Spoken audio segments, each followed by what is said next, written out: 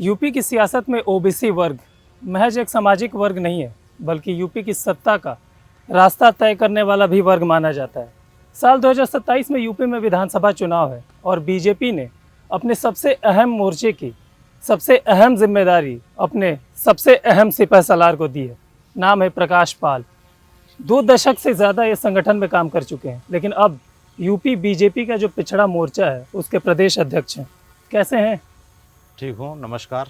पहला सवाल तो यही है आपसे कि ये जो मोर्चा है, पिछड़ा मोर्चा है, इसका काम क्या होता है, मतलब मकसद क्या होता है? इसका काम है समाज में जो 55% पिछड़ा वर्ग है उसको पार्टी के साथ जोड़ना और उनकी समस्याओं को पार्टी तक और सरकार तक लाना। यानी पिछड़े वर्ग के बीच में और भाजपा सरकार के बीच में सेतु का काम करता है, समन्वय बैठाना। कि अगर भाजपा को पिछड़े वर्ग के बीच में जाना है तो या पिछड़े वर्ग को भाजपा तक आना है तो इनके बीच में एक ये सेतु का चैनल का काम करता है। सेतु का काम है इसका, कि पुल का काम है कि दोनों इधर से उधर आपस में जा सके। तो काम कैसा चल रहा है सेतु का काम? क्योंकि सेतु का काम बहुत अच्छा है। और आपको बताऊं कि 2013 में पहले भी इस मोर्चे का गठन भी मैंने कराया। मैं वही सवाल करने वाला था कि जब गठन हुआ था साल 2013 में, तब भी आपने ही इसकी पहल की थी ना? जी जी। राष्ट्रीय स्तर पे जो आयोग का गठन हुआ था या फिर प्रदेश में? देखिए, मैं लंबे समय तक पहले संघ का प्रचारक रहा, फिर 21 साल तक संगठन मंत्री रहा। जब मैं पश्चिम का क्षेत्रीय संगठन मंत्री था तो 2013 में मुझे पार्टी ने कहा कि आपको पिछड़े वर्ग को संगठित करने का काम करना है। तो मुझे जब दिया तब ये प्रपोस्ट होता था। तो मैंने पार्टी से कहा कि भाई मुझसे कराना है, तो चूँकि बहुत 79 जातियाँ हैं पिछड़े वर्ग की, एक बड़ा समाज है, हर जाति एक बड़े समाज के रूप में है, उनको संगठित करना है तो इसको एक मोर्चा बनाया जाए। और मैं धन्यवाद दूंगा माननीय राजनाथ सिंह जी को, माननीय अमित शाह जी को, जो उस समय राष्ट्रीय अध्यक्ष थे, और अमित शाह जी उत्तर प्रदेश में प्रभारी और राष्ट्रीय महासचिव थे। दोनों लोगों ने इस बात को स्वीकार किया और यहाँ पर इस मोर्चे को शुरुआत कराई। सबसे पहले उत्तर प्रदेश में बना। मैं इसका प्रदेश का संगठन मंत्री था और वहीं से शुरू हुई। और 2013 की 2 प्रमुख घटनाएं हैं कि भारतीय जनता पार्टी ने इसको मोर्चा बनाया और उसी समय भारतीय जनता पार्टी ने माननीय नरेंद्र मोदी जी को एक पिछड़े वर्ग के प्रधानमंत्री पद का उम्मीदवार बनाया। पद का उम्मीदवार बनाया। और उसका परिणाम ये हुआ कि 2014 में भारतीय जनता पार्टी पहली बार प्रचंड बहुमत के साथ अपने बहुमत को यानी पार पाया। 272 के 282 सीटें आई। तो यानी 72 से 10 सीटें अधिक। उससे पहले भारतीय जनता पार्टी अधिकतम 182 सीटों तक पहुंची थी। उसके बाद मोदी जी के नेतृत्व में सर्व समाज के लिए सबका साथ, सबका विकास, सबका विश्वास, सबका प्रयास, इस भाव से काम शुरू हुआ। और 2017 में यहाँ चुनाव जब विधानसभा के हुए तो भी 2012 में भाजपा को जो 47 सीटें थी और 2017 में भाजपा को 312 और सहयोगी दलों की 13 मिलाकर यानी 325 सीटें मिली। तो और अखिलेश यादव की 47 हो गई, जो भाजपा की 47 थी, यानी प्रचंड बहुमत की सरकार। इसके बाद यहाँ समाजवादी पार्टी और कांग्रेस को लगा, चूंकि ये दोनों मिलकर लड़ रहे थे 2017 का चुनाव, 2 लड़कों की जोड़ी। 2 लड़कों की जोड़ी।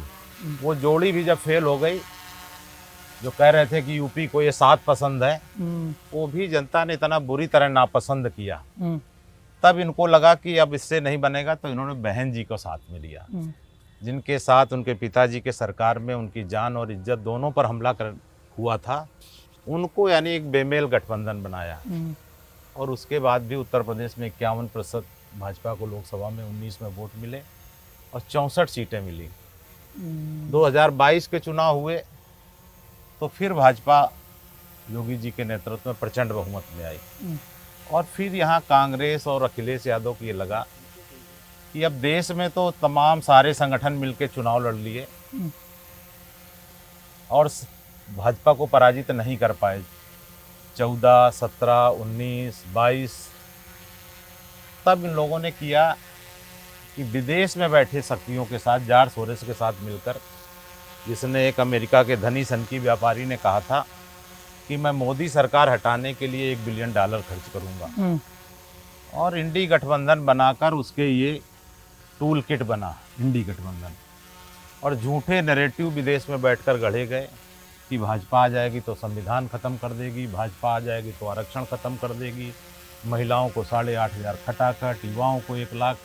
ऐसे जो वर्ग भाजपा को बहुत गहरे से जुड़कर मदद कर रहा था, उनको भ्रमित करने का प्रयास हुआ, और उसका परिणाम ये हुआ कि 2024 में आंशिक उनको कुछ सफलता मिली, लेकिन भाजपा एनडीए के साथ मिलकर सरकार बनाने में सफल हुई। हाँ, उसके बाद देश की जनता ने जब देखा, पूरी जांच हुई और ये विषय आए कि जाट सोरेस के ये लोग टूल किट बने थे, ये मोदी विरोध में एनडीए गठबंधन, राहुल, अखिलेश, ममता, केजरीवाल, ये सब मोदी विरोध में भारत विरोधी हो गए। और उसके बाद से जनता ने जो मूड बदला है, फिर उसके बाद 24 लोकसभा के बाद हरियाणा का चुनाव हुआ, बुरी तरह कांग्रेस को पराजित किया। फिर महाराष्ट्र का चुनाव हुआ, बंगाल, बिहार। महाराष्ट्र में उद्धव ठाकरे, शरद पवार और कांग्रेस की बुरी गति हुई। दिल्ली में केजरीवाल कहते थे कि मोदी जी दूसरा जन्म ले लें, यहाँ दिल्ली में सरकार नहीं बना सकते, उनकी बुरी गति हुई और स्वयं वो मुख्यमंत्री रहते चुनाव हारे। बिहार में हुआ, जो उत्तर प्रदेश का लगभग सिनेरियो रहता पॉलिटिकल, वही बिहार का है। केवल पार्टी ने गुंडा राज की याद दिलाई और आरजेडी भी बुरी तरह पराजित हुई। इसके बाद बंगाल चुनाव हुए, और बंगाल तो ममता बनर्जी को जानते हैं कि इन सब के पूरे जितने ये सब मिलकर करते हैं उतने तरीके उनके पास हैं। यानी इंडी गठबंधन की सुपरस्टार, जो अराजकता, गुंडागर्दी, हिंसा की एक सबसे बड़ी पर्याय थी, वो स्वयं चुनाव हारी, उनकी पार्टी बुरी तरह हारी। आसाम में गौरव गोगोई सीएम फेस थे, वो चुनाव हारे। यानी इंडी गठबंधन को अब जनता हरा नहीं रही, बुरी तरह हरा रही है। यूपी की बात कर लेते हैं। भाजपा को जिता नहीं रही, बहुत प्रचंड बहुमत से जिता रही। ठीक बात है। यूपी में मैं बता रहा हूँ, यूपी का चुनाव आ रहा है। हाँ, मैं सवाल ले लेता हूँ। यूपी में 55% ओबीसी आबादी है, एक बहुत बड़ी आबादी है, एक बहुत बड़ा चैलेंज भी है इसको अपने पाले में करने के लिए, क्योंकि अखिलेश यादव जी लगातार कोशिश कर रहे हैं, वो भी उसी वर्ग से आते हैं। आपको नहीं लगता कि जब आपको ऐसे समय पर जिम्मेदारी दी गई है जब चुनौतियाँ बहुत बड़ी हैं? मुझे लगता है मुझे बहुत सही समय पर जिम्मेदारी दी गई है, यही समय है और सही समय है, क्योंकि अब यूपी में अभी तक चुनाव नहीं हुए थे, अब चुनाव आ रहा है। इंडी गठबंधन जहाँ जहाँ चुनाव लड़ा, बुरी तरह यूपी की जनता भी इंतजार कर रही है, और अखिलेश यादव भी लगभग हताश हैं ममता बनर्जी की हार से, क्योंकि उनसे बड़ा जलजला किसी का नहीं है। उनकी जब बुरी घरात हुई तो वो बोलने लगे कि अब की अगर हार गए तो देश में चुनाव नहीं होंगे, चुनाव तो अनंत काल तक होंगे, और वो हताशा में ये बोलना शुरू किए। और वो अपनी जिसकी 4 बार की सरकार रही, उस पार्टी का आज नाम लेने से बच रहे हैं, क्योंकि उन्होंने जो पिछड़ों के साथ, सामान्य वर्ग या दलित वर्ग हो, सबकी नौकरियां सफ़ेदा लगा लगा कर लूटी हैं अपने 4 बार की सरकार में। जनता ये सब जानती है, इनकी अराजकता, खाली प्लाट हमारा, नारी का अपमान, तो ये सारी चीज़ों को इतना भयभीत है कि उसका नाम नहीं ले रहे हैं। अब वो आ रहे हैं पीडीए के जरिए, वो एक नया फार्मूला लाए हैं। मैं उनसे यही पूछने के लिए कि जो ला रहे हो, आप अपनी 4 बार की सरकार का नाम क्यों नहीं लेते हो सपा का, जिसकी 4 बार सरकार रही, उत्तर में 3 बार उनके पिताजी, 1 बार स्वयं अखिलेश, उसका नाम लेने से बच रहे हैं, क्योंकि मुन्नी से ज़्यादा बदनाम सपा हो गई। मैं यही कहना चाह रहा था कि आप आजकल आपके तेवर बड़े बदले हुए, कह रहे हैं मुन्नी से ज्यादा बदनाम सपा हो गई, बाल को लेकर कव्वाल कह दे रहे हैं। अच्छा ये बताइए, ये नाराजगी जो है अखिलेश जी से, ये पॉलिटिकल है या फिर कुछ व्यक्तिगत भी है? मेरी व्यक्तिगत उनसे क्या है, मेरा कौन खेत जोता है। उन्होंने पिछड़ों के हक लूटे हैं, पूरा एक पिछड़े वर्ग का पूरा नेतृत्व अपने खानदान के चक्कर में ये गुलाम बनाना चाहते हैं पिछड़ों को। मैं वो चीज़ बर्दाश्त नहीं मुझे। ये किसी अपने से हटकर, किसी पिछड़े को या किसी अपने परिवार से हटकर, वहाँ तो चाचा स्वीकार नहीं है, किसी दूसरे को राष्ट्रीय अध्यक्ष नहीं बना सकते, तो ये कब तक इनके परिवार की गुलामी करें? इस परिवार पार्टी का खात्मा होना जरूरी है, पिछड़ों के हित में ये है। इसलिए मैं चाहता हूँ कि मैं इनकी हकीकत समाज के साथ लाऊं। कोई यादव भी नहीं बन सकता इनके पार्टी में, क्योंकि जब चाचा स्वीकार नहीं हुआ तो बाकी का क्या हो सकता है। तो मैं वही चीज़ इनका कि जो नकली है पीडीए अखिलेश जी जब 2012 में मुख्यमंत्री बने तो एक भी गैर यादव पिछड़े को अपनी कैबिनेट में नहीं रखा। आप जाकर देख लिए, मैं नाम बता रहा हूँ कि स्वयं अखिलेश यादव, उनके चाचा शिवपाल सिंह यादव, पारसनाथ यादव, अंबिका बलराम चौधरी जी यादव, थी। अंबिका चौधरी, राम गोविंद चौधरी, चौधरी। ये सब उनके सब सजाती हैं। हम्म, एक भी कुर्मी नहीं है, एक भी कुशवाहा नहीं है, एक भी जाट नहीं, एक भी गुजर नहीं, एक भी पाल नहीं, एक भी कश्यप नहीं, एक भी निषाद नहीं, एक भी स्वर्णकार नहीं। किसी भी पिछड़े वर्ग को उनको पूरे प्रदेश में अपने समाज के कारण, तो ये कैसे पीडीए, पहले तो इनका माई फार्मूला चलता था, अचानक इनको क्या हो गया कि अब इनको पीडीए याद आ रहा है। अच्छा, इसको थोड़ा उलट देते हैं। जी।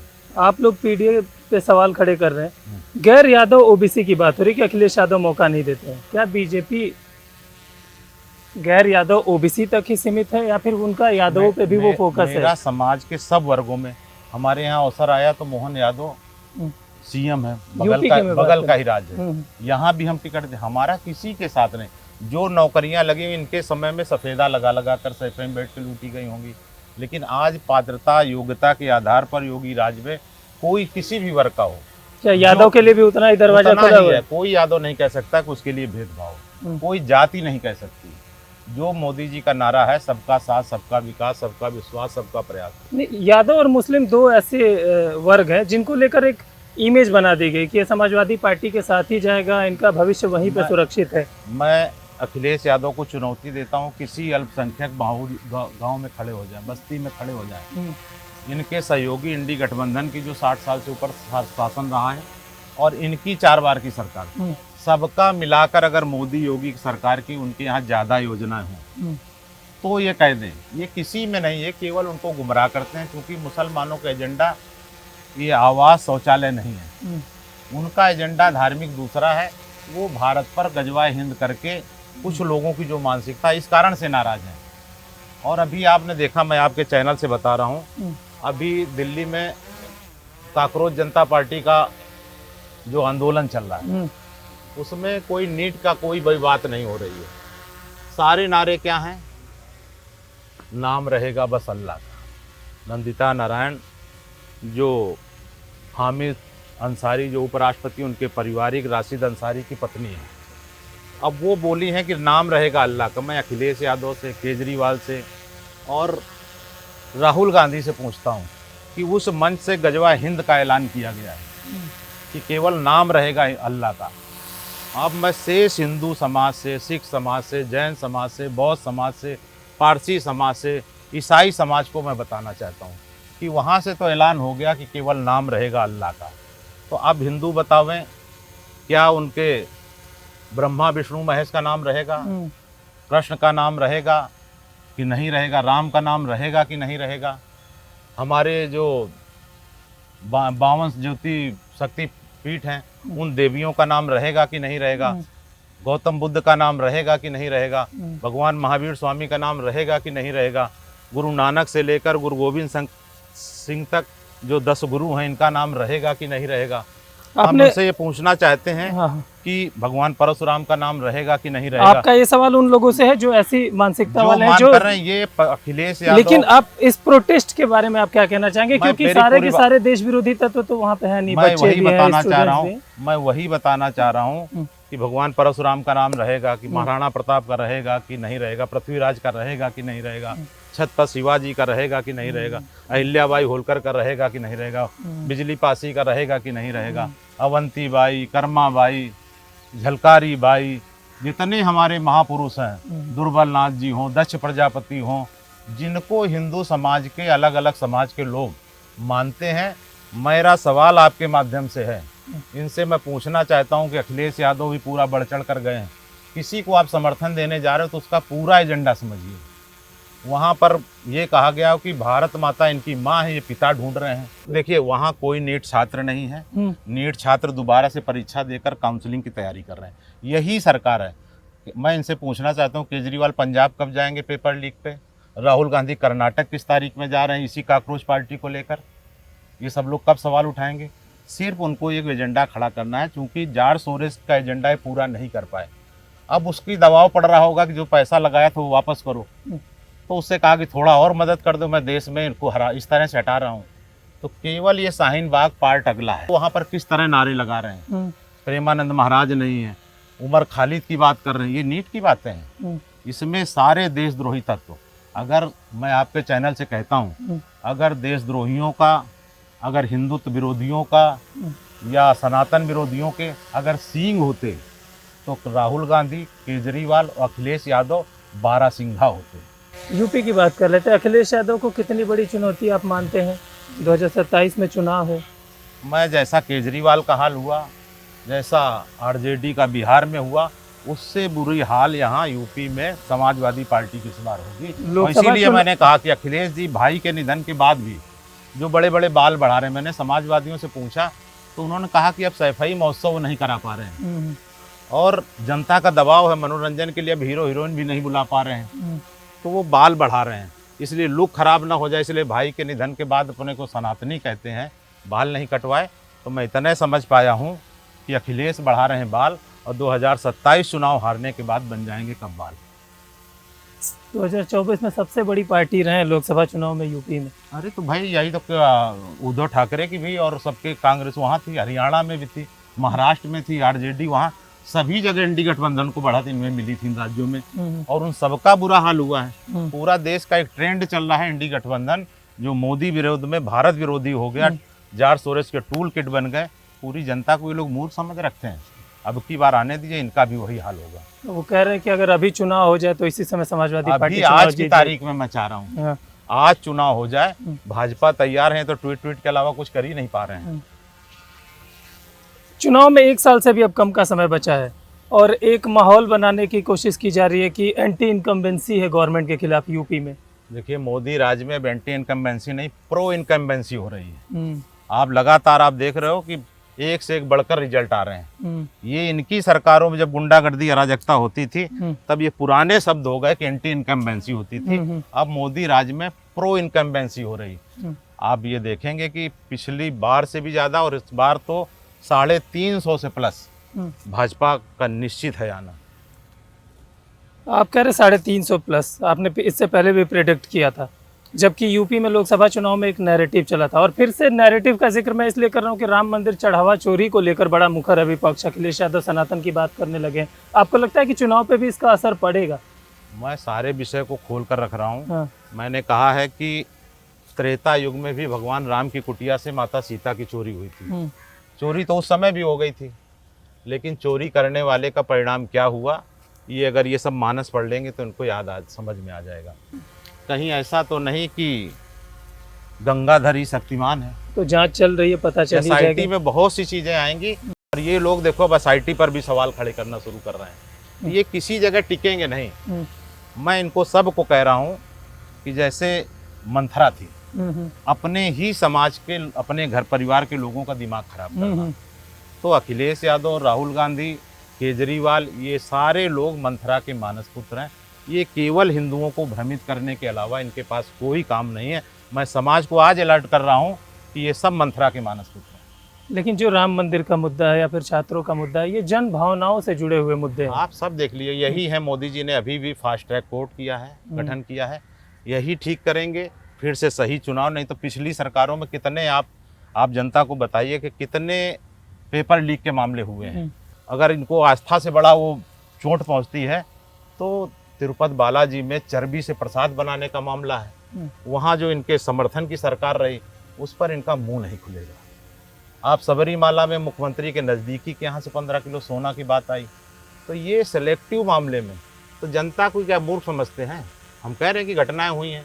राम जी के समय भी चोर था जो सीता जी चुराए, उस समय भी मंथरा थी, उस समय भी मारीच थे, उस समय भी ये कालनेमी थे।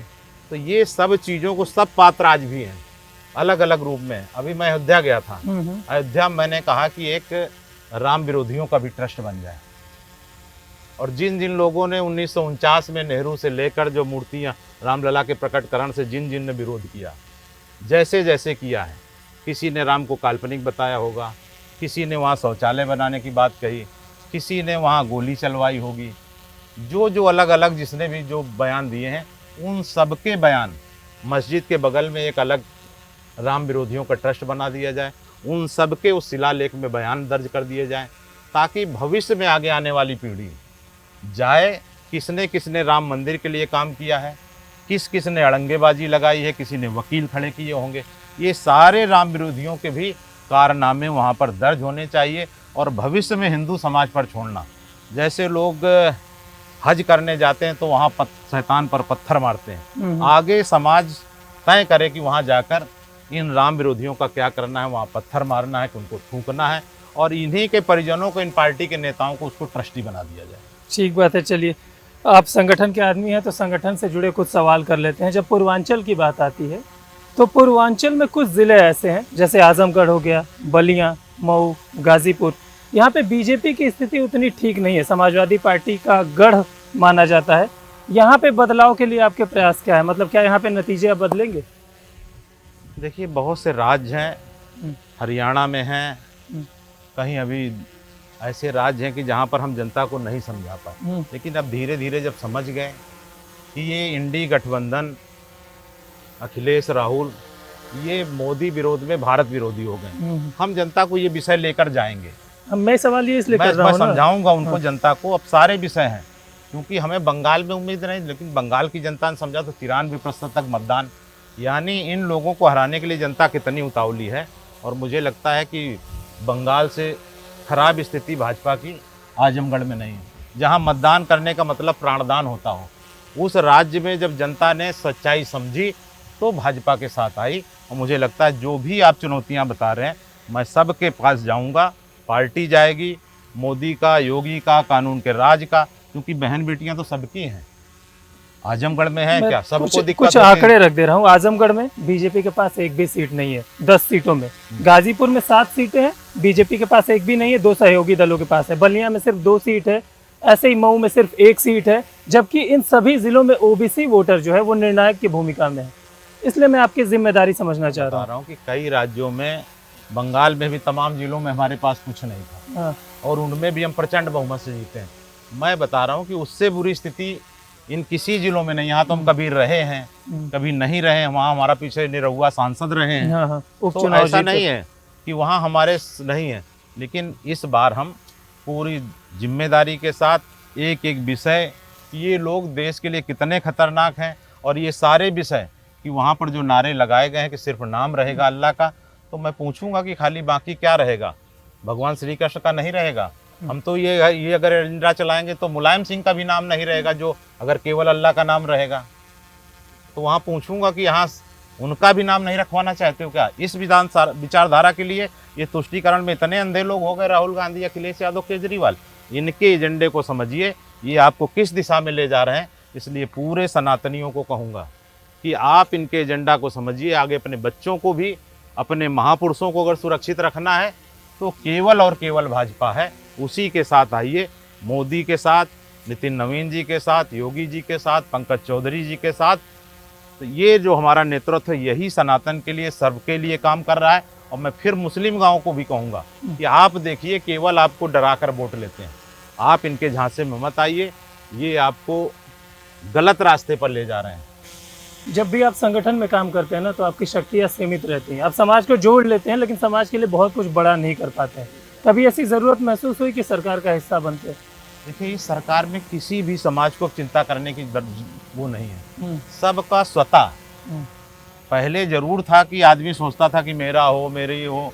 पहले नौकरियों के लिए कोई ढूंढता था, सफाई में चाचा भतीजा के लोग भी निकलते थे थैला लेकर जमा कराने का। अब तो केवल अपने बच्चों को ठीक से पढ़ाओ, योग्यता कराओ, किसी को आवास, किसी को शौचालय, किसी को आयुष्मान, किसी को अन्य योजना। किसी नेता से दस्तखत नहीं कराना, कहीं जाना नहीं। मोदी जी ने इतनी शानदार व्यवस्था कर दिया है कि स्वतः जो पात्र हैं, और पहले तुष्टीकरण के आधार पर होती थी चीज़ें, मोदी जी के समय में संतुष्टीकरण के आधार पर चीज़ें चल रही हैं। अब सबको जो ज़रूरतमंद है उन सबके पास पहुंच रही योजना। कानपुर बुंदेलखंड क्षेत्र के आप संगठन में काम कर चुके हैं, क्षेत्रीय अध्यक्ष रह चुके हैं। कभी चुनाव लड़ने का मन नहीं करता? इतना लंबा समय रहा है संगठन में। अब मुझे पार्टी की जब सरकार बनवाना और जितवाना है, जब सैकड़ों लोगों को, तो अकेले एक विधायक बन के क्या कर लेंगे। तो मुझे लगता है कि मेरी पार्टी सरकार में आवे।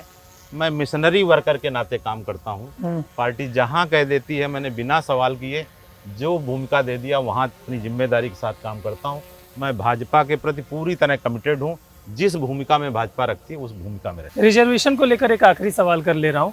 साल 2024 के लोकसभा चुनाव में इसको मुद्दा बनाया गया कि पार्टी आएगी सरकार में अगर पूर्ण बहुमत के साथ आई तो संविधान बदल देंगे, आरक्षण हटा देंगे। आरक्षण को आप किस तौर पे देखते हैं? मतलब आरक्षण का आधार क्या होना चाहिए, अगर मैं आपसे पूछूं तो? देखिए, जो हमारे संविधान निर्माताओं ने व्यवस्था किया है,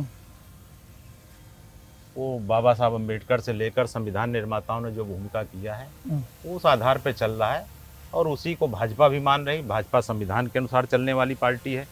बाकी जो लोग संविधान की बात करते हैं, उनकी दादी ने तो कैसे अपने प्रधानमंत्री पद के लिए, जब उनका निर्वाचन रद्द हो गया, 6 साल से चुनाव लड़ने के लिए उनको बाधित कर दिया गया, तो अपने को प्रधानमंत्री बनाने के लिए उन्होंने संविधान को बंधक बनाया, लोकतंत्र को बंधक बनाया, न्यायपालिका को बंधक बनाया, पूरे दलों को बंधक बनाया, पूरे देश को जेल बना दिया। आज वो लोग संविधान की बात करते हैं, एक लाल किताब लेकर और अपनी नीली जीन्स के दाईं पॉकेट में डालते हैं। उनके लिए संविधान पॉकेट में रखने की चीज़ है। और मोदी जी संविधान दिवस 26 नवंबर उन्होंने मनाया। पुरानी संसद से नई संसद तक जाते समय संविधान को अपने सर पर लेके गए। तो भाजपा के लिए, मोदी के लिए संविधान सर माथे है और राहुल गांधी के लिए, उनके सहयोगियों के लिए वो जेब में रखने की जगह है। चलते चलते के आखिर में हम एक रैपिड फायर करते हैं। कुछ एक नाम मैं लूँगा, कुछ एक सवाल करूँगा, उसको आपको जल्दी जल्दी जवाब देना होगा एक शब्द में। आपके हिसाब से यूपी की सियासत में पिछड़े वर्ग का सबसे बड़ा नेता? देश में सबसे बड़े मोदी जी। पिछड़ों का अब तक का सबसे बड़ा नेता? मोदी जी। और ये कुछ एक नाम ले रहा हूँ, एक एक शब्द में इनके बारे में बता दीजिए। पीएम मोदी, एक शब्द में अगर आपको बताना हो, यहीं खड़े। विश्व के सबसे बड़े नेता? सीएम योगी। उत्तर देश के सबसे लोकप्रिय मुख्यमंत्री? और अखिलेश यादव जी? पिता की कृपा पर? राहुल गांधी जी? डफर? प्रकाश पाल? संगठन के एक अनुशासित कार्यकर्ता। बहुत बहुत धन्यवाद हमसे बात करने के लिए। तो चलते चलते के इस एपिसोड में हमारे मेहमान थे यूपी में पिछड़ा मोर्चा के प्रदेश अध्यक्ष प्रकाश पाल जी। चलते चलते के अगले एपिसोड में फिर किसी शख्सियत के साथ मुलाकात होगी। तब तक देखते रहिए DD यूपी।